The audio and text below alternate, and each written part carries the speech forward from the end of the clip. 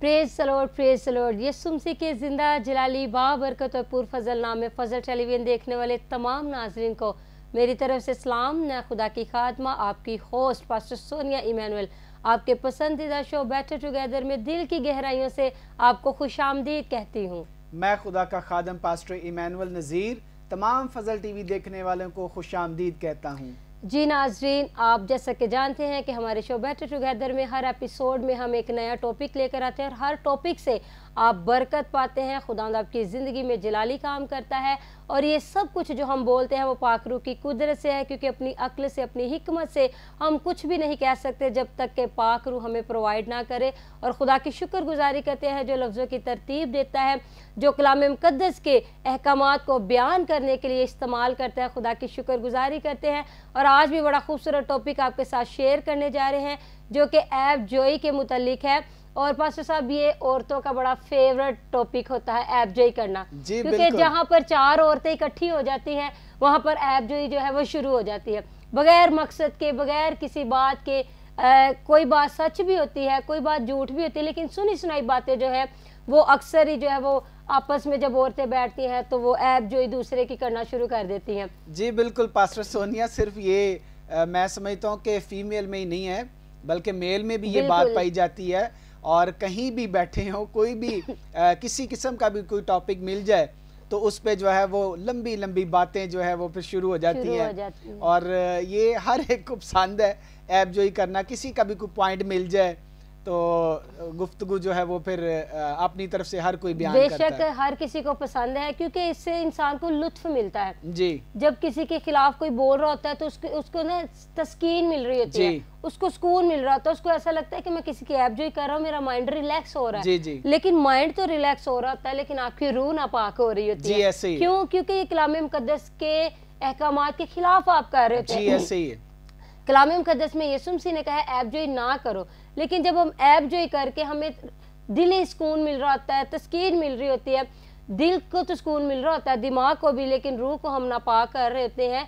और ऐब जोई मेरे ख्याल में पास्टर साहब बगैर किसी को जाने हुए, बगैर किसी को मिले हुए, बगैर उस बात की हकीकत को जानने हुए किसी की ऐब जोई करना है ही गलत बात। जी बिल्कुल, आप सही कह रहे हैं। और बहुत सारे लोग जो हैं वो तो ये समझते हैं कि कोई अगर किसी की ऐब जोई ना करें तो वो कहते हैं कि हमें तो खाना नहीं हजम होता, ये हमें तो सुकून ही नहीं मिलता। ठीक है, तो सारा दिन में उन्होंने पता नहीं जितने लोगों को मिलना होता है, कोई ना कोई ऐसी बात या ऐब जोई लाजमन करनी होती है। तो मैं ये समझता हूँ कि ऐसी फितरत, ऐसी आदत जो है वो, जैसे आपने कहा कि रूह को नापाक कर देती है, तो ऐसी फितरत, ऐसी आदत से प्रेज करना चाहिए, बल्कि जो कर रहा हो उसको भी रोकना चाहिए, क्योंकि सुनने वाले भी जो है उस पर भी तो असर होता है ना। असर होता है, बिल्कुल। और पास्टर साहब, मैं हैरान होती हूँ सुनने वालों पर कि उनको भी बात की ना सर का पता होता है ना पैर का पता होता है, तो किसी की ऐब जोई सुन के तो उसको अच्छा ऐसी बात है वो भी शुरू हो जाते हैं। उनको भी हकीकत का पता नहीं होता, और जब तक आपको हकीकत का पता नहीं है, सुनी सुनाई बात पर यकीन नहीं करना चाहिए। जब तक आप अपनी आंखों से कुछ देख ना ले, अपने कानों से कुछ सुनना ले, किसी के मुंह से निकले हुए लफ्जों पर इतनी तवज्जो नहीं देनी चाहिए। हो सकता है कि वो शख्स अपनी कोई दुश्मनी निकाल रहा हो, जी ऐसे, वो जिस शख्स की ऐब जोई कर रहा है उसको उसके साथ कोई पर्सनल उसके मुखालफत हो, उनके कोई रिलेशनशिप में कोई इश्यूज चल रहे हो, तो वो अपनी भड़ास निकाल रहा था, सुनने वाला भी साथ उसके मिल जाता है, वो भी पूरा शामिल हो जाता है। हाँ जी आप ठीक कह रहे हैं, ऐसा ही है, वो शख्स ऐसा ही है, वो लड़की ऐसी है, वो लड़का ऐसा ही है, वो भाई ऐसा ही है, वो बहन ऐसी ही है। तो मैं चाहती हूँ कि कलाम मुक़द्दस के मुताबिक आज व्यूअर्स को बताएंगे कि यीशु मसीह ऐब जोई के बारे में क्या कहते हैं, क्योंकि जो लफ्ज़ खुदा यीशु मसीह के मुंह से सादिर होते हैं वो बरहक और सच्चे होते हैं और अटल होते हैं। और कलाम में लिखा है कि आसमान और जमीन टल जाएंगी लेकिन उसके मुंह की बातें हरगिज ना टलेंगी। और ये जो हम ऐब जोई के बारे में टॉपिक बयान कर रहे हैं आपके सामने, ये जो अल्फाज खुदावन यीशु मसीह के मुंह से सादिर हुए हैं, ये किसी आम इंसान ने नहीं कहे जी, ये किसी आम रसूल ने नहीं कहे, रसूल आम नहीं होते, वो भी खास होते हैं, यानी कि किसी इंसान ने नहीं कहे हुए, ये आसमान और जमीन के मालिक ने ये अल्फाज कहे हैं। हम देखेंगे मत्ती की मार्फत लिखा गया अंजीली बयान जी, उसका 7वां बाब और पहली आयत से लेकर 6ठी आयत तक खुदा के जिंदा पाक कलाम में से देखेंगे, ऐब जोई ना करो कि तुम्हारी भी ऐब जोई ना की जाए, क्योंकि जिस तरह तुम ऐब जोई करते हो उसी तरह तुम्हारी भी ऐब जोई की जाएगी, और जिस पैमाने से तुम नापते हो उसी से तुम्हारे वास्ते नापा जाएगा। तू क्यों अपने भाई की आंख के तिनके को देखता है और अपनी आंख के शहतीर पर गौर नहीं करता? और जब तेरी ही आंख में शहतीर है तो तू अपने भाई से क्यों कर कह सकता है कि ला तेरी आंख में से तिनका निकाल दूं? ऐ रियाकार, पहले अपनी आंख में से तो शहतीर निकाल, फिर अपने भाई की आंख में से तिनके को अच्छी तरह देख कर निकाल सकेगा। पाक चीज कुत्तों को ना दो और अपने मोती सूरों के आगे ना डालो, ऐसा ना हो कि वो उनको पांव तले रोंदे और पलट कर तुमको फाड़े। खुदावन के जिंदा पाक कलाम का पढ़ा जाना सुना जाना हम सबों के लिए खुदावन की खास बरकत हो, खुदावन का शुक्र हो। Praise the Lord. पास्टर साहब, कितनी खूबसूरत बात है जी।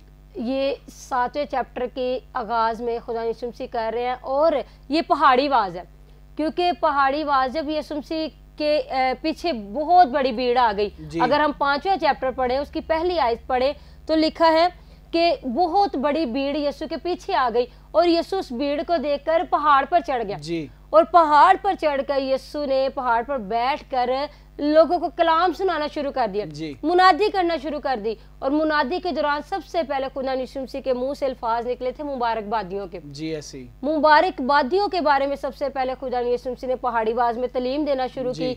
उसके बाद फिर रोजे के बारे में और खैरात के बारे में, दुआ के बारे में, जिनाकारी के बारे में, दौलत के बारे में, ये सारा कुछ पहाड़ी आवाज में खुदा यीशु मसीह जो है वो मुनादी कर रहा है भीड़ के आगे जी। और 7वें चैप्टर में ऐब जोई की बात यीशु मसीह करते हैं जी। जब सारा कुछ बयान कर देते हैं पीछे 5वें 6ठे चैप्टर में, तो 7वें चैप्टर से पहाड़ी आवाज में यीशु मसीह कहते हैं कि ऐब जोई ना करो जी, कि तुम्हारी भी ऐब जोई ना की जाए। कितनी खूबसूरत बात है। यीशु कह रहा है कि अगर तुम किसी की ऐब जोई कर रहे हो ना तो तुम्हारी भी की जाएगी। और अगर हम इसको इंग्लिश में देखें तो इसका मतलब है डू नॉट जज एनीबॉडी, किसी और को जज मत करें, मतलब किसी के आप मुंसिफ ना बने जी। ऐसे ही किसी को जज नहीं करना आपने, और जज करने का इख्तियार इंसान के पास है भी नहीं जी। ऐसे ही जज करने का इख्तियार जो है वो सिर्फ खुदा के पास है, क्योंकि कलाम मुकद्दस में उसी के बारे में लिखा हुआ है कि वही मुंसिफ है, वही अच्छा आदिल है। तो यीशु मसीह कह रहे कि ऐब जो ही ना करो, किसी को जज ना करो जी, ताकि तुम भी जज किए जाओगे। अगर ये देखे पास्टर फॉर एग्जाम्पल मैं आपको जज कर रही हूँ तो मैं आपके अंदर से खामियां निकाली जा रही हूँ, आपकी खूबियों का भी मुझे पता है जी, लेकिन मैं आपकी खूबियों को जानबूझकर इग्नोर कर रही हूँ, क्योंकि मुझे पता है मैं आपकी खूबियों को बयान करूंगी तो लोग भी आपकी तारीफ करेंगे और वो मैं पसंद नहीं करूंगी कि कोई आपकी तारीफ करे। मैं सिर्फ आपके अंदर जो खामियां हैं उसी को निकाल के सामने रखी जाऊंगी। हालांकि मुझे पता है कि इन खामियों के अलावा आपके अंदर बहुत ज्यादा क्वालिटीज भी हैं, क्वालिटीज को मैं इग्नोर करूंगी लेकिन आपकी खामियों को लोगों के आगे लेकर आऊंगी। और खुदा यीशु मसीह कह रहे हैं कि अगर तुम किसी को जज कर रहे हो तो कोई और भी उठ सकता है जो तुम्हें जज करे जी। ऐसे हो सकता है हम आपसे ज्यादा कोई मुझ में खामियां निकाल रहा जी, होता भी मुझे कोई और जज कर रहा। अगर हम किसी को जज कर रहे होते हैं तो कोई हमें भी जज कर रहा होता जी। ऐसे तो यीशु मसीह कह रहे हैं कि किसी को जज ना करो, किसी की ऐब जोई ना करो। ऐब जोई का मतलब होता है किसी के पीछे किसी की बदगोई ना करो जी। ऐसे कि वो फला शख्स ऐसा है, फला शख्स ऐसा है। अगर तुम चाहते हो कि तुम्हारी खिलाफ भी कोई ना बोले तो तुम भी किसी के खिलाफ जी ना बोलो। इसको ये भी कह सकते हैं कि चुपके से छुपकर किसी की खूब मुखालफत करना, किसी को बुरा बना देना, किसी का बुरा चाहना और अपनी अना की वजह से किसी की अच्छाइयों को दबा देना, बिल्कुल, और अपनी तरफ से मन गढ़न बातें बना के ऐब जोई स्टार्ट कर देना। तो ये भी मैं समझता हूँ कि भी किसी की इस तरह बुराई करना या मुखालफत करना ये गुनाह है। गुनाह पास्टर साहब यीशु से जिस चीज से मना कर रहे हैं वो बेशक गुनाह ही है जी। ऐसे यीशु से कह रहे हैं कि ऐब जोई ना करो। अगर यीशु ने मना किया है तो इट्स मीन कि अगर हम ऐब जोई कर रहे हैं किसी को हम जज कर रहे हैं तो ये वाकई ही गुनाह है जी। ऐसे यीशु की नजर में ये गुनाह है। और यीशु से कह रहे हैं कि जिस तरह तुम एंजॉय करते हो तुम्हारी भी की जाएगी, और जिस पैमाने से तुम नापते हो उसी से तुम्हारे वास्ते नापा जाएगा। यानी कि जिस तरह तुम बोगे उसी तरह तुम काटोगे भी, जो कुछ बो रहे हो वही तुम काटोगे, और जिस पैमाने से तुम दूसरों को नाप रहे हो उसी पैमाने से तुम्हें भी नापा जाएगा। जी बिल्कुल। और बाज लोग तो अभी तक ना समझ हैं कि वो मजाक में या बैठे हों तो ऐसे ही बस किसी को ना पकड़ के तो उसकी मुखालफत शुरू कर देते हैं। तो मैं समझता हूँ कि बड़ी समझ से, बड़ी हिकमत से काम लेने की ज़रूरत है, क्योंकि अगर खुदावन ने मना किया है जो काम तो उसको हम करते हैं तो हमारे लिए भी कोई भी खड़ा हो सकता है। और पास्टर साहब मैं कहती हूँ अक्लमंदी ये है कि अगर कोई शख्स आपके साथ है, किसी की ऐप जो स्टार्ट करता है, तो आप अक्लमंदी का मुजाहरा इस तरह कर सकते हैं कि उस शख्स को स्टॉप करें जी, कि भाई साहब 1 मिनट रुको, स्टॉप हो जाओ, आप मुझे बताएं अपनी आंखों से आपने ये सब कुछ देखा है? जी ऐसे ही। अगर तो अपनी आंखों से ये देखा है, अपने कानों से ये सब कुछ सुना है जी, तो फिर आप जो है वो मेरे साथ शेयर करें।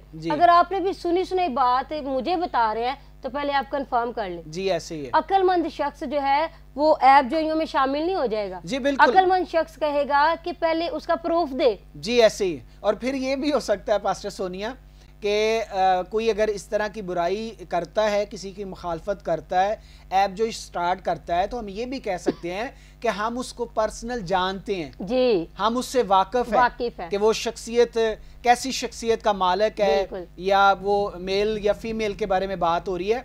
तो मैं ये समझता हूँ कि बजाय आप पूरी स्टोरियाँ सुने और कह के लगा के आप जो है वो खुशी का मुजाहरा करें, तो आप उस शख्स को या उस मर्द या औरत को रोक भी सकते हैं कि जी मैं पर्सनल जानता हूँ, आप सोच समझ के बोले। बिल्कुल। और पहली बात है कि मैं उसके खिलाफ कुछ सुनना ही नहीं चाहता। नहीं, अगर आपको उसके खिलाफ बात कोई बुरी उसके अंदर नजर आई भी है तो पास्टर साहब हर शख्स के अंदर बुराई नहीं होती, हर शख्स के अंदर क्वालिटी भी होती है। अगर आप उसकी बुराई को डिस्कस कर रहे हैं तो उसकी क्वालिटीज को भी तो आप डिस्कस कर सकते हैं। क्वालिटीज आप इग्नोर कर देते हैं। हाँ और बुराइयों की एक लंबी लिस्ट 4-4, 5-5 घंटे आप चुगलियां करते रहते हैं। हाँ जी। तो यही किसी की आप अच्छाई को बयान करें, और यही आज के लोगों के अंदर मैं समझता हूँ कमी है कि अच्छाई को बयान नहीं करेंगे, किसी की खूबी को जो है वो सामने नहीं लाएंगे या उस पर बात नहीं करेंगे, और बाज खूबी को दबा देते हैं। हाँ जी, दबा देते हैं। तो ये मैं समझता हूँ आदत फितरत बदलने की जरूरत है, बहुत ज्यादा जरूरत है बदलने की, क्योंकि पास साहब ये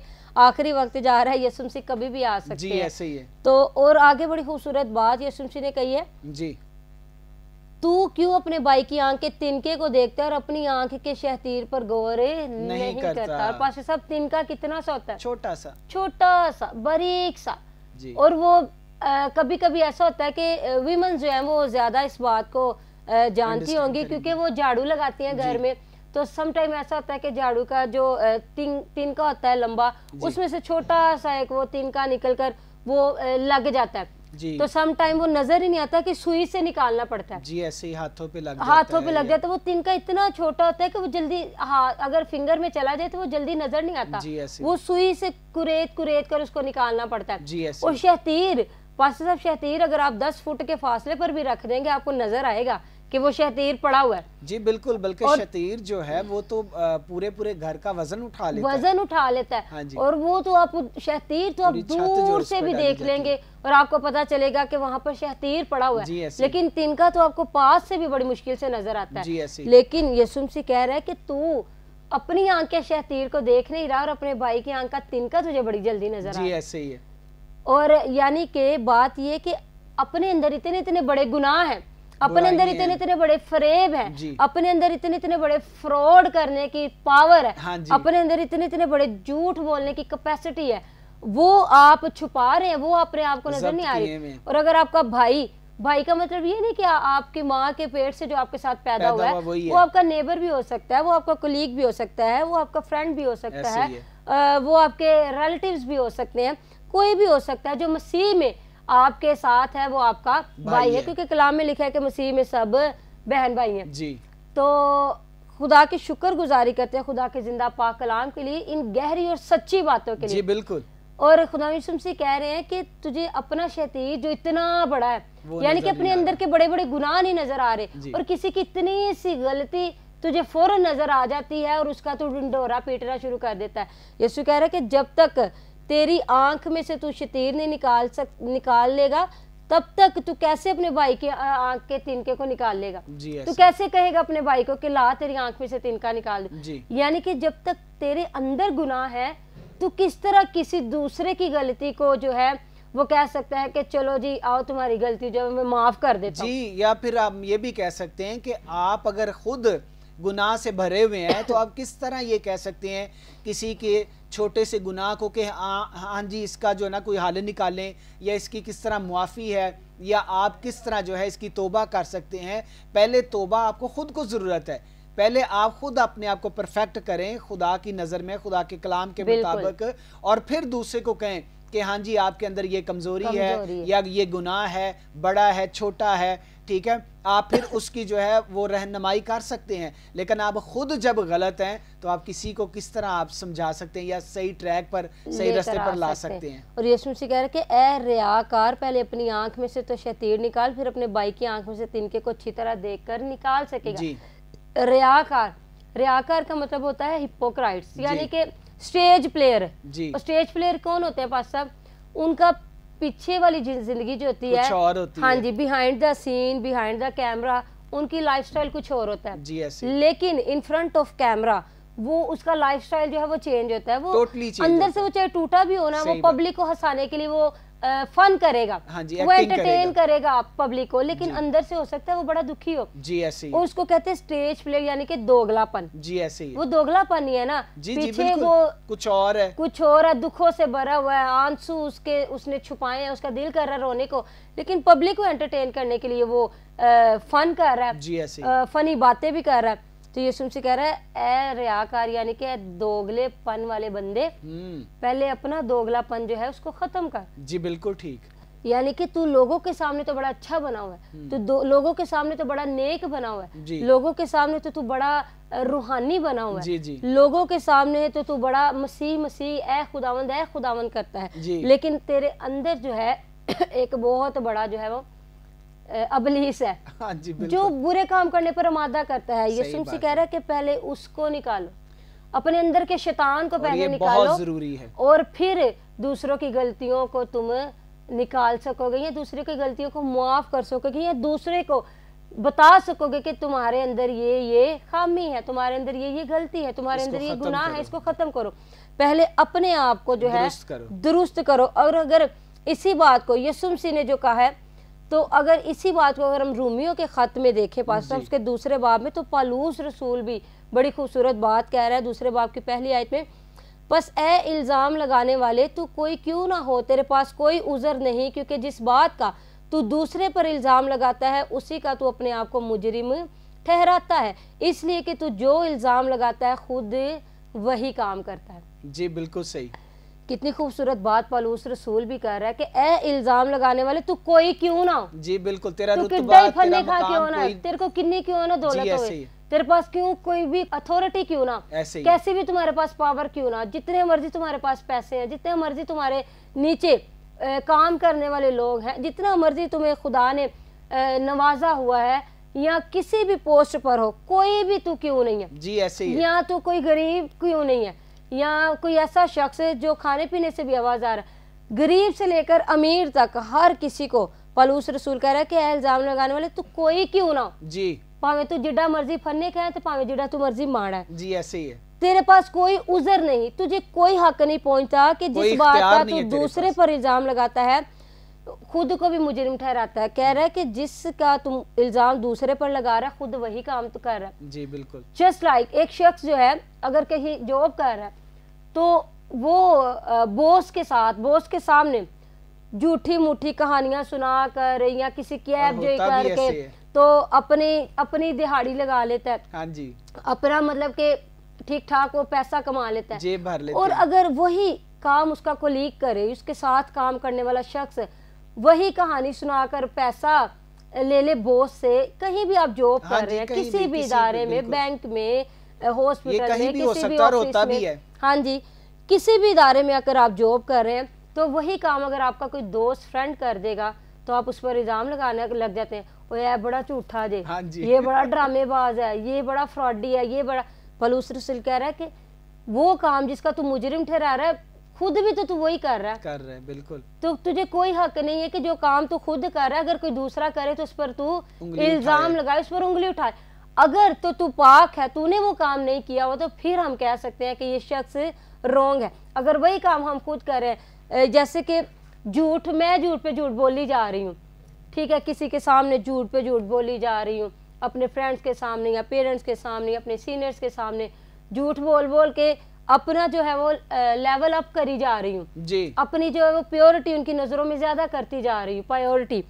तो अगर वही काम आप करना शुरू कर देंगे तो मुझे आप बुरे लगने लग जाएंगे। और होता भी ऐसे है। मैं कहूँगी कि ये क्यों मेरे लेवल पे आने लग गया जी, ये जो काम मैं कर रही हूँ ये क्यों करने लग गया, जो प्रायोरिटी मैं लेना चाह रहा हूँ अपने सीनियर से, ये क्यों लेना शुरू हो गया, ये मेरे लेवल पे क्यों आना शुरू हो गया, तो मैं उस पर इल्जाम लगाना शुरू कर दूंगी। ऐसे लोग जो है उनको अपनी इज्जत की फिक्र पड़ जाती है, अपने मकाम की, अपनी जगह की।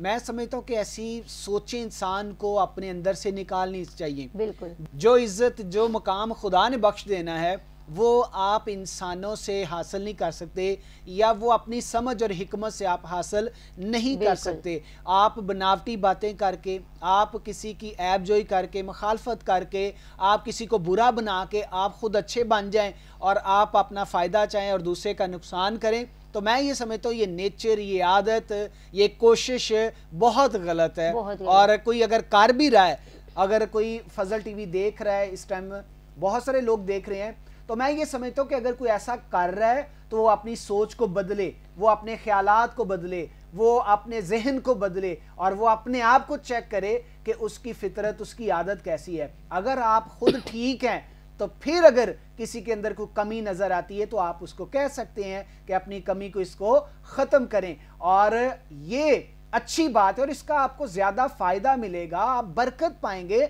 आप दूसरे शख्स के लिए बाबरकत बन जाएंगे। तो अगर आप खुद जैसे बुरे काम करने वाले हैं और दूसरे को कह रहे हैं कि ये बुरा काम है, इसको छोड़ दें, तो खुद करते जा रहे हैं, तो ये अच्छी बात नहीं है, बल्कि आप अपने आप को गुनाहगार ठहरा रहे हैं, आप अपनी मुखालफत खुद कर रहे हैं, आप अपने लिए खुद जो है वो गड्ढे खोद रहे हैं, अपना नुकसान कर रहे हैं। तो इससे बाज आएं और अच्छाई को पहले खुद अपनाएं और फिर दूसरे को सिखाएं।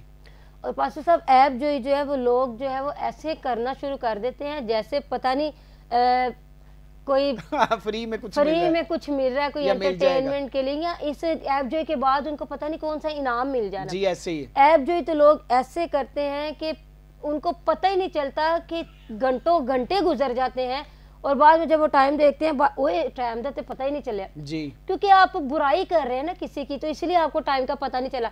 लेकिन जब आप अच्छा काम करेंगे तो आप बार बार टाइम देखेंगे।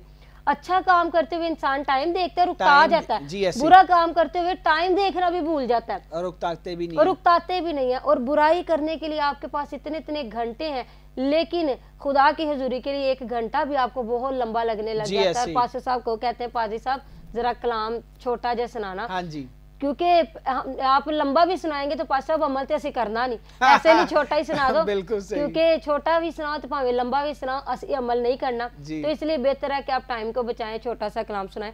तो इस तरह के लोग जो है पास्टर साहब, मैं कहती हूँ किस तरह मतलब क्यों वो आखिरत का नहीं सोचते, क्यों उनको नहीं समझ कि कलाम सुनते भी हैं लेकिन फिर भी उन्होंने अपनी आंखों को बंद कर लिया हुआ है। उसकी वजह ये कानों को उन्होंने बंद कर लिया हुआ है, वो अमल करना जो है वो पसंद नहीं करते जी, ऐसी ताकि जो अमल करेगा वो बादशाही में जाएगा। जी और इब्लीस चाहता नहीं है कि लोग बादशाही में जाएं। जी ऐसे ही, और इब्लीस ने ऐसे लोग जो हैं उनके जहन बंद किए हुए और उनकी आंखें बंद की हुई। बाज इस तरह के जो लोग हैं वो देखते हुए भी नहीं देखते और सुनते हुए भी नहीं सुनते, गौर नहीं करते, गौर व फिक्र नहीं करते। तो मैं ये समझता हूँ कि ऐसे लोग जो हैं वो खुद तो जहन्नम में जाते ही जाते हैं, बल्कि औरों को भी साथ तैयार कर लेते हैं। बल्कि जो जाने वाले होते हैं, जिनका जहन बन जाता है, जो उनको भी रोक लेते हैं, उनको भी अपने साथ शामिल कर लेते हैं कि भी ऐसी होते जड़ा ना तेनू कंपनी देवांगे या तू सानू देगा, ठीक है। तो ये मैं समझता हूँ कि ये सोच बदलनी चाहिए। पहले तो हम सुनते थे कि जी औरतें वो ऐप जो करना बड़ा पसंद करती है, अब तो मर्दों के अंदर भी ये ट्रेंड बढ़ा है। अब जहाँ पर 4 मर्द बैठे हैं वो भी किसी ना किसी के ऐप जो ही कर रहे हैं। बिल्कुल ऐसे ही है। लेकिन बहुत सी बहनें इस वक्त हमें वॉच कर रही हैं फजल टीवी की साथ से आपको मैं मैसेज देना चाहती हूँ कि बहुत सी बहनें जो हैं वो जस्ट लाइक एक घर में 4 बहुएं हैं, तो जब 2 बहुएं आपस में मिल जाएंगी या 3 मिल जाएगी, वो चौथी जो आपके दरमियान मौजूद नहीं, आप उसके खिलाफ बढ़ाना शुरू कर देते हैं, उसकी ऐप जो ही करना शुरू कर देते हैं, वो हैंजी दी, वो हैंजी दी, वो हैंजी दी है। लेकिन आप यकीन माने कि जब वो 2 जिनके साथ मिलकर आप उस चौथी को जो गैर हाजिर है उसकी ऐप जो ही कर रहे हैं, वही 2 वो जो गैर हाजिर वाली के पास जाएंगी, जब आप दरमियान में नहीं होंगी तो वही बातें वो आपके खिलाफ बोल रही होंगी। तो आपने ऐप जो की तो आपकी भी ऐप जो है वो शुरू हो गई है। तो कभी भी ऐसा ना करे कि देवरानी जेठानी मिलकर तो दूसरी की ऐप जो करना शुरू कर दिया। आपस में सम टाइम ऐसा होता है कि भाई जो है, सगे भाई एक दूसरे को देखना पसंद नहीं कर रहे होते, तो वो क्या करते हैं, वो औरों के साथ मिलकर, मोहल्ले वालों के साथ, अपने दोस्तों के साथ मिलकर अपने सगे भाई की ऐप जो कर रहे होते हैं। और साहब ये कितनी शर्मिंदगी की और शर्मनाक बात है कि आप वो जो आपकी माँ के पेट से पैदा हुआ है, जो एक घर में आप पले बड़े हैं, एक घर में आप जवान हुए हैं, एक प्लेट में आपने खाना खाया, एक चारपाई पर आप सोते रहे, एक गिलास में आप पानी पीते रहे, एक स्कूल में आप जाते रहे और एक ही दुकान से चीज लेकर बचपन में खाते रहे, एक ही गली में खेलते रहे। तो वही भाई जब बड़ा हो जाता है, जवान हो जाता है, आपकी शादियां हो जाती है, तो आप बाहर वाले लोगों के साथ मिलकर सगे भाई की ऐप जो कर रहे होते हैं। तो भाई साहब ये खुदा को बड़ी बात बुरी लगती है। बिल्कुल ऐसी। और यसुम से ने कहा है कि मलाउन है वो शख्स जो भाइयों में नफाक पैदा करता है। बिल्कुल। वो तीसरा बंदा जो उस भाई के साथ मिलकर हाँ तेरा भरा एंजिदा ही है, तो यसुम से इसको लानती कह रहे हैं। तो आप लानती ना बने। अगर कोई अपने सगे भाई की आपके सामने ऐप जो कर रहा है तो आप उसको मना किया करें, बल्कि खुद भी किसी के साथ ऐप जो ही ना करें। और अगर कोई आपके सामने अपने भाई की ऐप जो ही कर रहा है तो उनमें नफाक ना डालें। आप कहें कि आपका पर्सनल मैटर है, भाई जी मिलकर इसको सोल्व करें। अगर हमारी जरूरत है तो हमें बताएं, हम आपकी सुलह करवाते हैं। तो लेकिन वो तीसरा बंदा वो तो जैसे वो दूध में पानी डाल डाल के वो लस्सी की तरह उसको पतला करी जाता है। तो इसी तरह आप लानती ना बने, बाबरकत लोग बने और ऐसे काम करें जिससे आपको भी बरकत मिले, दूसरों को भी बरकत मिले। और सबसे पहले अपनी आंख के अंदर से शहतीर को निकालें। अपने अंदर जो बड़े बड़े गुनाह आपने रखे हुए हैं, बेशक वो आपके शोहर को नहीं नजर आ रहे, बेशक वो आपके भाई को नजर नहीं आ रहे, आपके वालिद को, आपकी वालिदा को वो गुनाह आपके नजर नहीं आ रहे, आपकी दोस्तें जो आपके साथ रह रही हैं उनको वो गुनाह नजर नहीं आ रहे, आपकी सगी बहन में भी जो 24 घंटे आपके साथ रहती है उसको भी वो गुनाह नजर नहीं आ रहा। लेकिन आपका एक एक गुनाह, एक एक गलती, एक एक खता मेरा और आपका जिंदा खुदा देख रहा है। Hallelujah hallelujah. तो इसलिए इस बात के उसमें शौक में ना रहे, इस बात के अंदर ना रहे, खुशी में ना रहे कि चलो जी मैं तो इन्ने गुनाह कर रही हूँ या कर रहा वहाँ, मैं जो बाहर मर्जी निकल के करती हूँ या करता हूँ, ना मेरे बाप को पता चलता, ना मेरे भाई को, ना मेरी माँ को। लेकिन उनको पता चले ना चले, आपके जिंदा खुदा को सब कुछ पता है, वो आपकी नीयतों से वाकिफ है, वो दिल और गुर्दों को जांचने वाला खुदा है। तो हमेशा उसके खौफ में रहे कि बहन भाइयों को पता है नहीं पता, लेकिन मेरा खुदा मुझे देख रहा है। और जब यीशु मसीह आएगा मुझे लेने, आपको लेने, तो मैं क्या मुंह उसको दिखाऊंगी, मैं क्या मुंह उसको दिखाऊंगा। बिल्कुल सही। तो ऐप जो जब करते हैं, किसी की चुगली करते हैं, किसी के पीछे बुड़बुड़ाते हैं, देखने में तो ये लगता है कि चलो जी आम जा टॉपिक है, लेकिन यीशु की नज़र में ये बड़ा ख़ास टॉपिक है। यीशु ने इसके मना किया हुआ। अगर आप रास्तबाजी के वारिस बनना चाहते हैं तो पहले अपने गुनाह ख़त्म करें, पहले अपने आप को क्लियर करें, अपने आप को साफ करें, ताकि जब आप नापे जाएं तो तोले जाएं तो बिल्कुल आप क्लियर निकले, पूरे निकले। तो अपने आप को पहले जांचें, परखें और फिर किसी और के बारे में गुफ्तगू करें, ताकि खुदा की नज़र में आप बाबरकत ठहरे, बरकत पाएं। Hallelujah hallelujah. खुदावंद की तारीफ हो। और आज की बाबरकत गुफ्तगू के लिए हम खुदावंद का शुक्र अदा करते हैं। आमीन आमीन। जी नाज़रीन, मेरा ईमान है आज के टॉपिक से यकीनन आपको बरकत मिली होगी और आपने सीखा होगा कि हमने दूसरों के खिलाफ बुड़बुड़ाने से पहले ये सोचना है कि हमारे अंदर भी वो खूबी या खामी है कि नहीं। अगर है तो पहले हम अपने आप में से निकालें, फिर दूसरों की खामी के बारे में बोलना शुरू करें। मिलेंगे नेक्स्ट एपिसोड में नई गुफ्तगू के साथ, नए टॉपिक के साथ। तब तक के लिए अपना बहुत ज्यादा ख्याल रखिएगा। आप देख रहे हैं फजल टीवी। फजल टीवी पे देख रहे हैं show better together. Keep watching Fazal television. God bless you all.